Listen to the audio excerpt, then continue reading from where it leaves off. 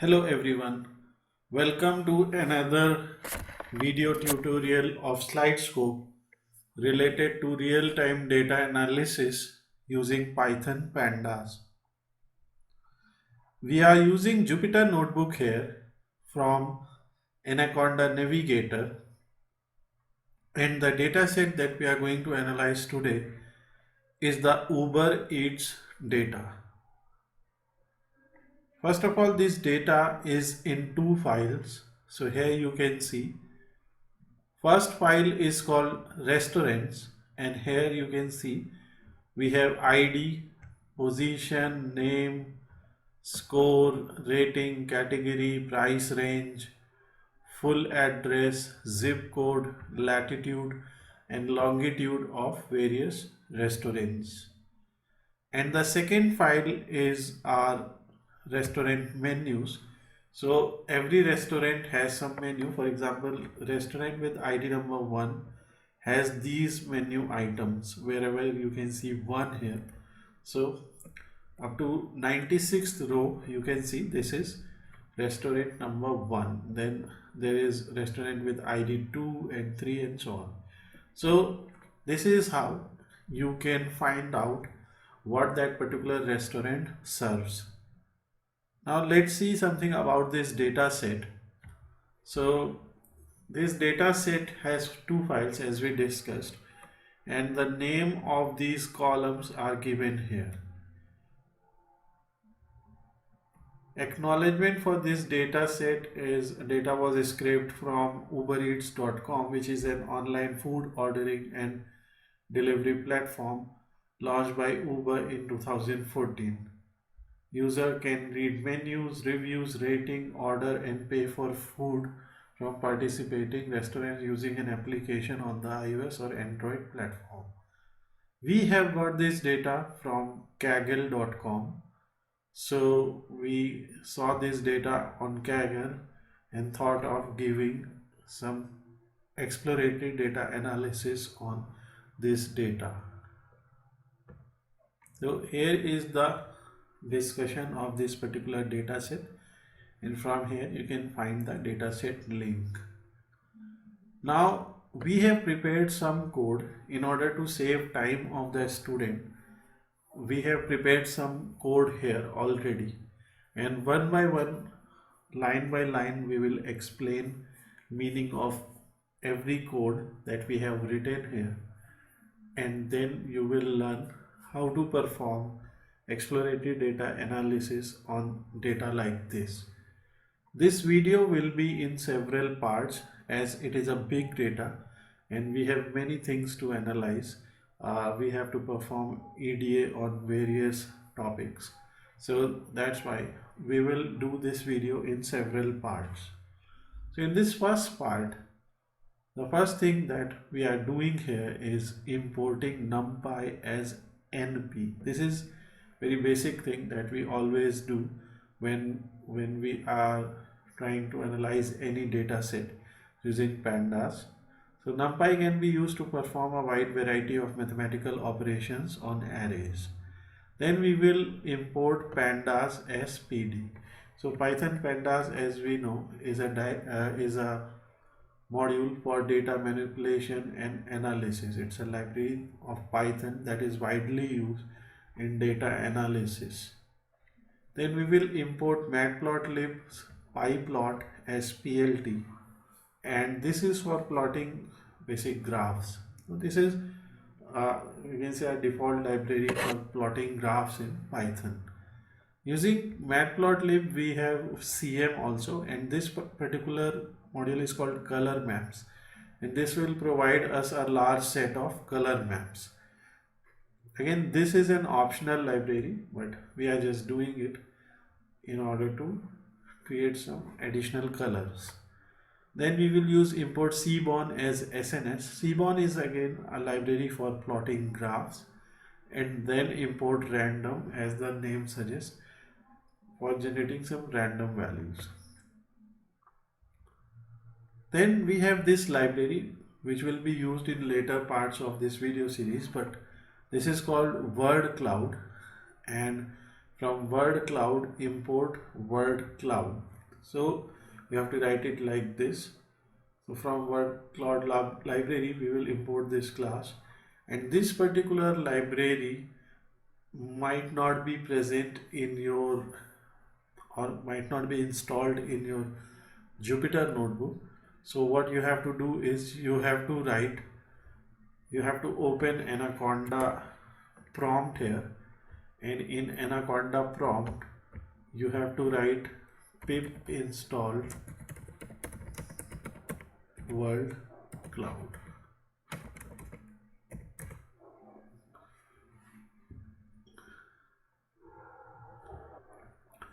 I misspelled it as world cloud. It is word cloud. So we have already installed this library. That's why we are getting this message, requirement already satisfied. But in your case, you might get, it will start installing. So now we will load the two files. So the restaurants, or the main file, the smaller file in which we have name of all the restaurants, we will load it as data, and the file where we have all the menus, we will load it as df. So this is menus. Again,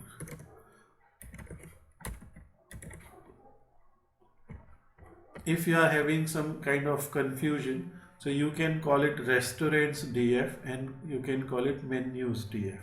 So you can rename them as per their file names. Then we are doing data.head. Again, as a beginner, you must be knowing that if you want to print top n rows of a data frame is tabular representation of data. It's a 2D data. So here you can see whatever information was there in the CSV file, we can now read in this data. It is a data frame in particular. So on this data frame, if you will write .head, so if you will use this particular method and provide a number here, so it will give you top n rows of that particular table. So this is what we are getting here, and from here we can understand that position, name, score, rating, category, price range, full address, zip code, longitude and latitude, these are the columns that are present in the data, which we can also see in the CSV file. Here one thing is clear, that score and rating and price range is missing in various cases. So we will discuss this later. And similarly, if you have to get bottom 4, 5 or n number of rows, then you can write it, you can use the tail method. So tail gives you bottom 4 rows and head gives you top 4 rows. Here you can see score and rating is missing in many data sets, and we will find out in how many restaurants this is missing.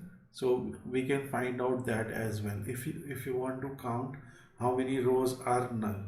So we will discuss that as well. Similarly, for restaurant menu, you can see df.head. So here every restaurant has a ID. In this we have one-to-many relation, like in the main restaurants data frame we have one ID and we have many representations of that ID, or we have many records of that restaurant ID in the restaurant menu data set. So here you can see they have extra large pizza, whole pie and its price, extra large pizza, extra large BBQ chicken and bacon, whole pie. So we have a menu of all these data sets, all these restaurants. Now data.shape gives you information in form of rows, comma, columns, number of rows, comma, number of columns. So here you can see we have information of 63,469 restaurants and we have 11 properties. For every restaurant we have 11 columns.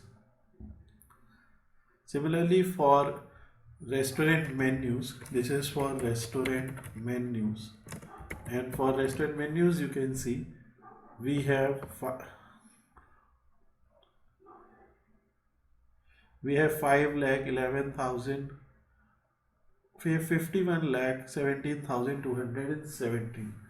So 51,17,217. Sorry. So we have these many restaurant menus here. So obviously this number will be read differently in US, but in India we read it as 51,17,217. So you can see it has a one-to-many relationship, and when we will do data.describe, so this will give you some statistical measures of all the columns, all the numerical columns that are there. So here you can see the mean score is 4.5 and mean number of ratings is 74.88. Again, longitude and latitude here don't make much sense, but here the main things are score and ratings, which you can see the minimum rating given to any restaurant is 1.3 and maximum rating given is obviously 5. So this is how you can get mean, minimum. Standard deviation in rating is 0.30 and 25% percentile is 4.4, 50 percentile is 4.6, 75 percentile is 4.8. So you can see the data of first quartile, second quartile and third quartile here, and this will give you some information of what sort of variable we have, what is the range of this variable and how this variable is performing. Then we will drop duplicate IDs. So from the main restaurant file, if we have some duplicate IDs, then we can drop duplicate by using this particular function. In drop duplicate, you have to put the name of your column, which is ID in our case, and we can keep the first value. In place is equal to true will make the change in the data itself. If you will not write in place is equal to true, then it will just show you the possible output, or it will show you the exact output, but it will not make change in the data. But if you want to make change in the data, then you will write in place is equal to true. So now when we are doing data.shape, again we are getting the same number 63,469, which you can see here also 63,469. So all this code will be provided to you so that you can also copy and paste this code, but obviously after understanding what we are doing here. Then we are analyzing unique values inside the category column of the data. So here you can see every restaurant has some category like burgers, American sandwiches, coffee and tea, pizza, breakfast and brunch. So what does that a particular restaurant deal in? So we have this. If you use this unique function on a column, by the way, this is a way we select one column, right? So you write the name of your data frame, then one is square bracket, and inside one is square bracket you will write the name, exact name of your column that you want to select. And after selecting this, if you will put unique function, so this particular method will give you the unique names, the distinct names of all these columns and all these column values, and here it is giving us in form of a array, which we can convert in Python list so that we can do various type of analysis on it. So this is how we select one column and apply unique. This is finding unique category names. Now we will print the first unique category name and data type of the first unique category name, just to understand what type of data it is and what is the unique what is the first unique category name. So here you can see we have written an index 0. Remember, as I said, this is just like a list. So the output given is in form of an array, and array starts with position 0. So that's why when you will write a square bracket in front of this particular value, so it will give you first value from that array. Suppose we want fourth value from that array and data type of the fourth value, so you can do it like this. You can see even the fourth restaurant also provides breakfast and brunch, burgers and sandwiches, and obviously this is alphanumeric value, that's why its class or data type is string. So this will print the data type of this particular value. Now we will call these restaurants as outlet, and outlets will have their name. So what we are going to do is data name. Again, remember how we selected the name, how we select one column of our data frame. We write the name of the data frame, a square bracket, and inside the square bracket we write the name. We write name of that column, and in this case the name of the column is name, which you can see here. So the name of the column is name. So here what we are doing, we are trying, obviously there will be many names. For example, the ice cream shop and the ice cream shop, you can see here. So this is the same name, right? So here you can see we don't have any space here, but we have a space at the end, and here you can see we have a space at the start of this name, right? You can see. So I will show you what this is doing in the analysis. Here the data name is without a space, and here the name is with a space. Okay, so what it is doing, you will just see. So we first of all are selecting the name. So when you will select the name, and then we will do value underscore counts. What this particular function does is it groups the data by name, and then it counts how many times that name has appeared. So it basically counts the number of rows in which every name has appeared. So for example, the ice cream shop here has appeared 167 number of times, and this ice cream shop again has appeared 48 number of times. So why is it happening? Because here when you will see, we have space in the name here. Okay, so what I will do is I will find, and let's select this. So what we are going to find is we are going to find this name with a space at the beginning, and we will replace it without any space. Again, there are many ways of doing this same thing. There are many ways, I'm saying, but we are doing this with the simplest way, and then we will replace all. As you can see, 14 replacement.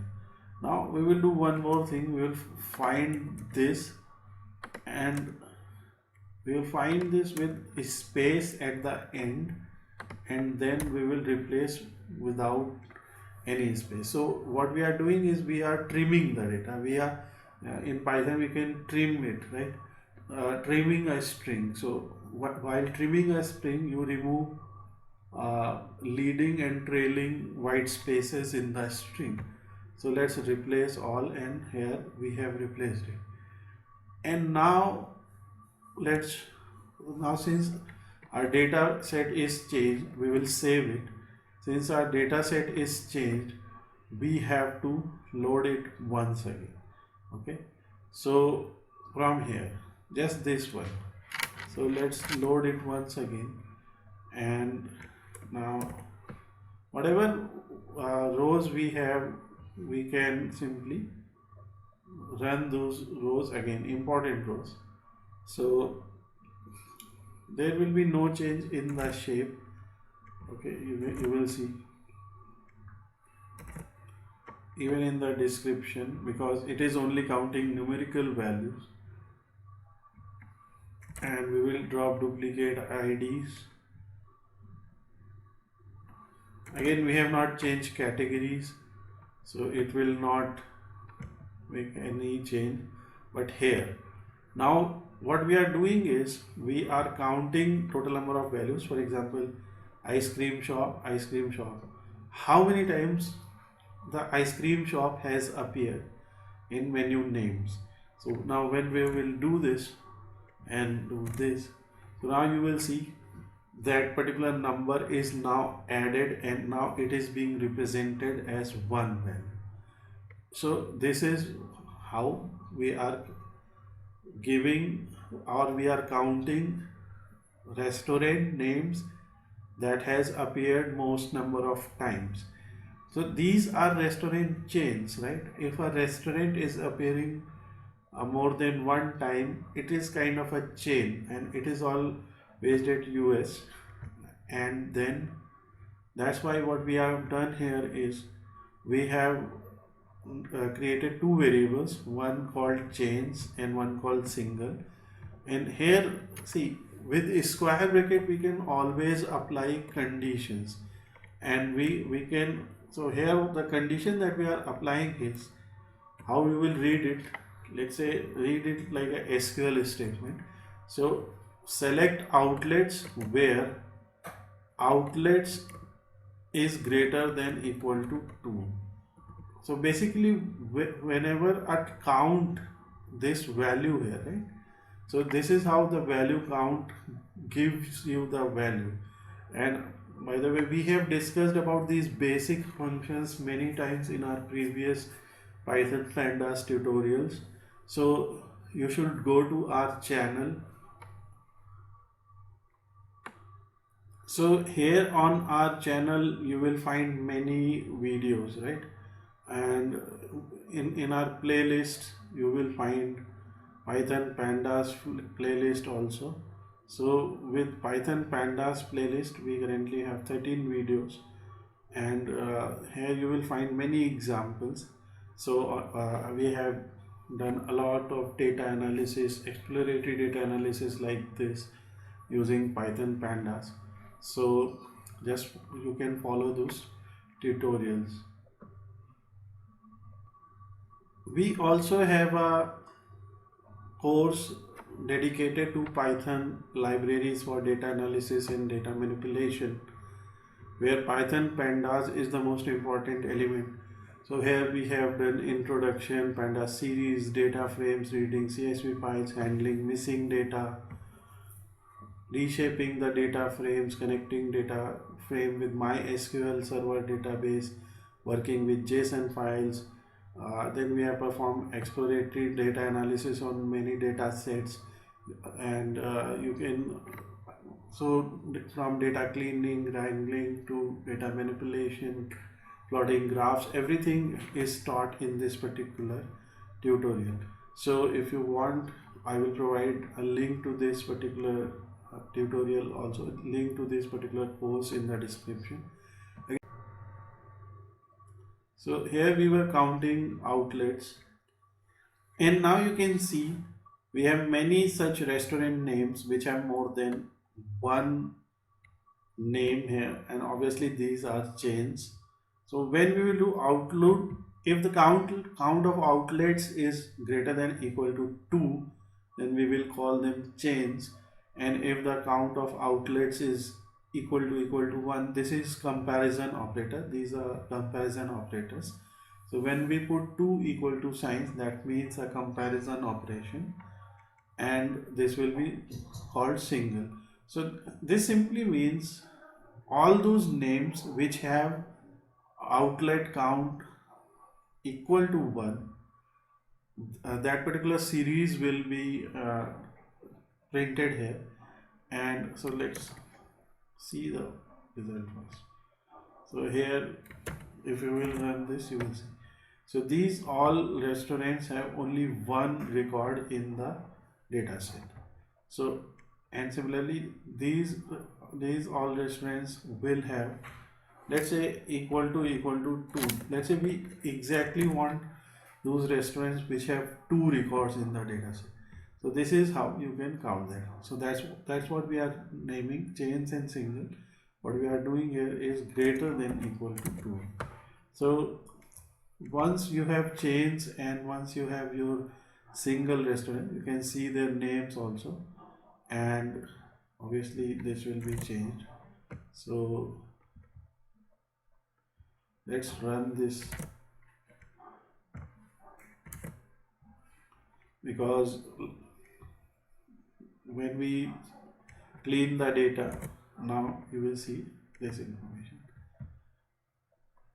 Then we are printing total number of restaurants, total restaurants that are part of some chain. So what we are doing is data.shape 0 represents total restaurants that are part of some chain, and it will be subtracted by single dot shape. Like what is the total number of values in the single data, in a single series, and what is the overall number of values in the original data frame. So this will give you 4036. So let me show you one more thing here, how this is calculated. So you can write length of data. This is this, right? Now let's write length of chains. I put an extra s, yeah. So this is length of chains. These many restaurants are actually chains in our data. Okay, this len is a function of Python, built-in function of Python, which simply tells how many elements are there in that array. Okay, and let's do len of single. So it is this. So this is what we are doing, and what we can do is we can write it dynamically as len of data minus len of single. Let's do it. You will get the number. So there is another way of doing the same thing. You can do it this way also. If you find this particular way of counting the number of rows or number of elements in that data, so you can use length also. It is easier. And then we are doing, with the help of NumPy, we are counting the shape. Again, this is the total number of values minus single dot shape divided by data dot shape 0,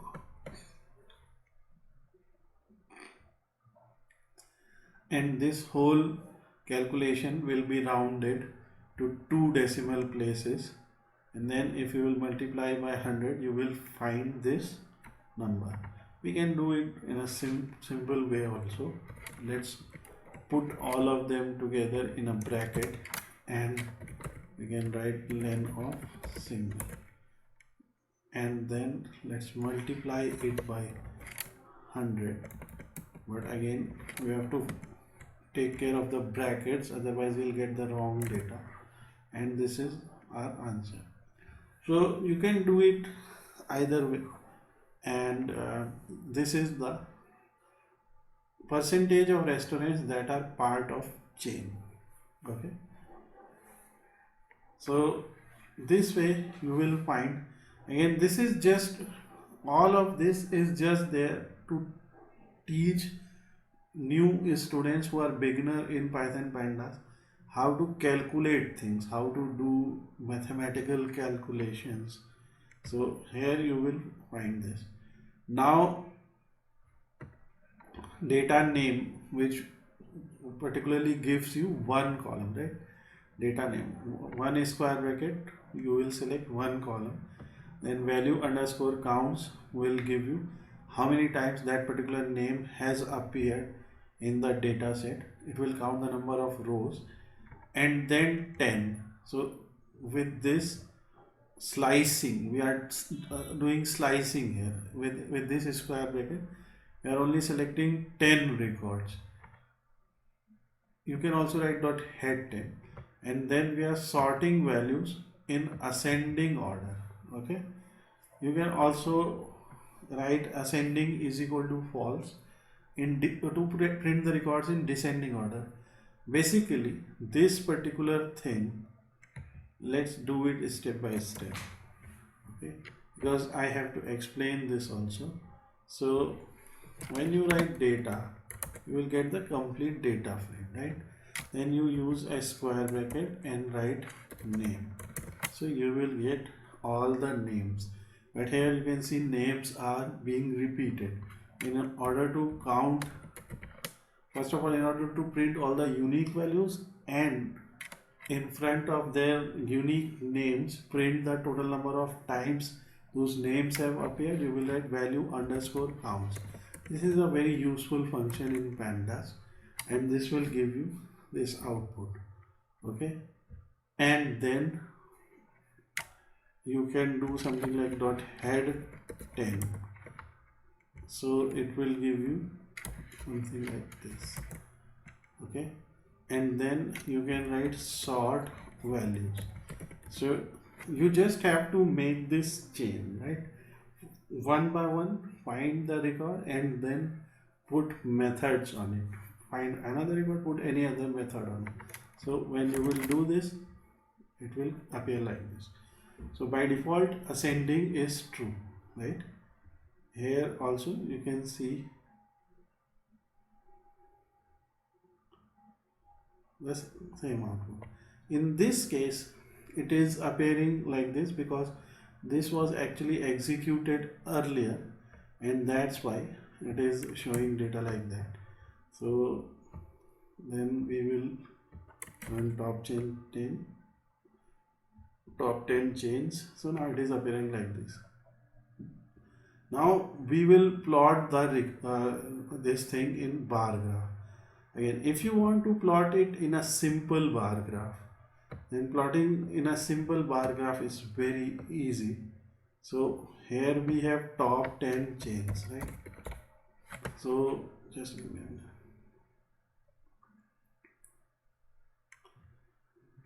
So here we have top 10 chains.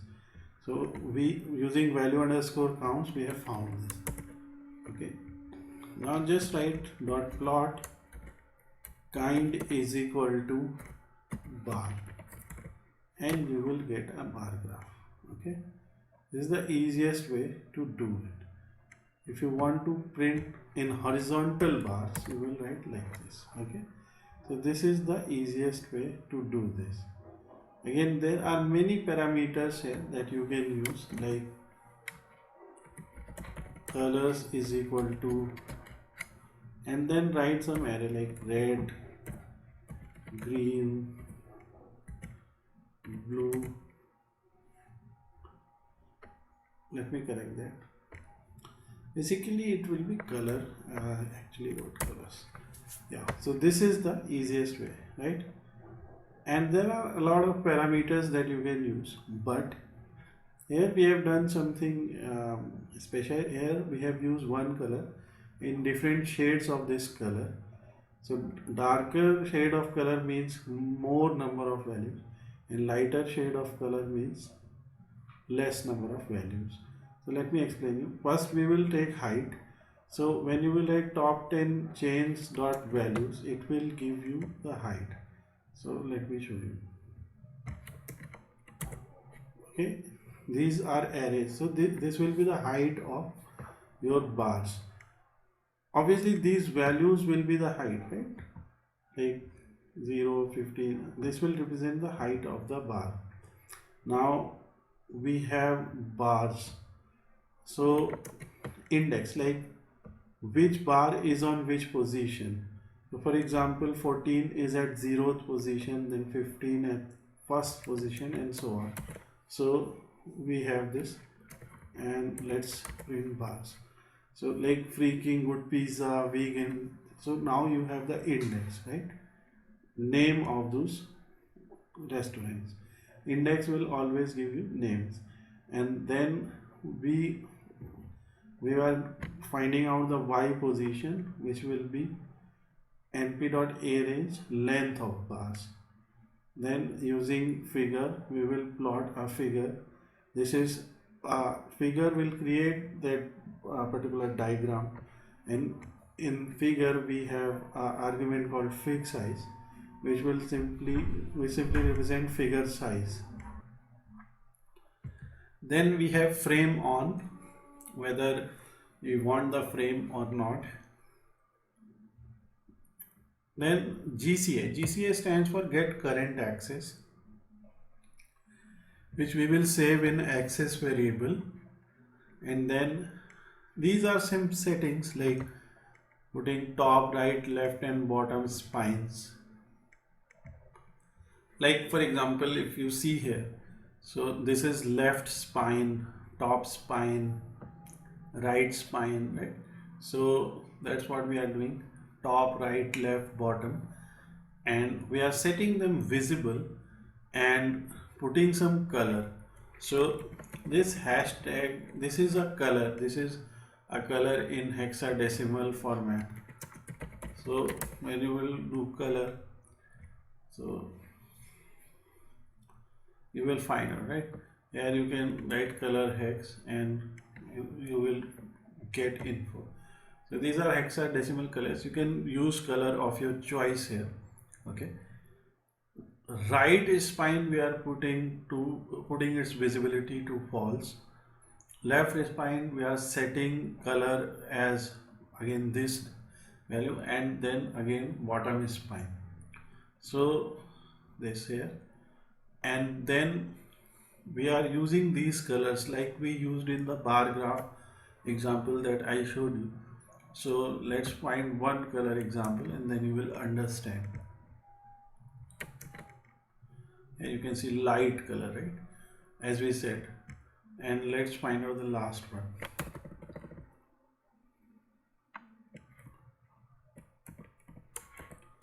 Again, this is all not necessary, but this is all to understand how these things work.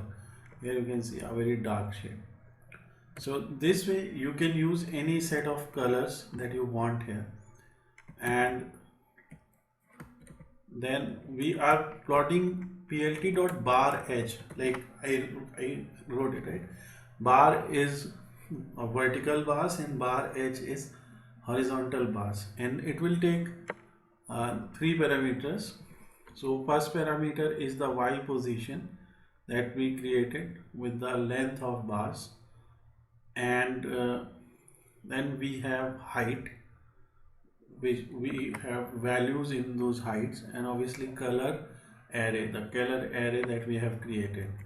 So we again, suppose we want to change this particular color from that color to anything else. So let's say we want a shade of green here. So we can copy this and put it here. So we don't have to use two hashtags, but only one hashtag sign. Then we are doing x ticks as again this color and y ticks as this color. So earlier we learned about spines. Now let's learn about this x ticks and y ticks. So here you can see these are ticks, like these are the ticks, okay, x tick and y tick. And now for I comma v in enumerate height, we will run this loop over height, and then we will put axis text as v plus 3, that is value, and we will use the string of v, and we will put the title like this. And this is important, you have to run plt.show. When you will do this, you will see this output. Remember, we used green color in the third color position, so that's why we are seeing this. So again, you can take colors of your choice and then customize your graph. Otherwise, you can use a very simple example like this also. Here we are using RGB, Y, red, green, blue. You can also use Y, so red, green, blue, yellow, and again it will repeat the data. So this is how we have completed the first part of analysis of USA Ubereats restaurant dataset, and there is a lot more that we can analyze here, and step by step we will do it in the next part.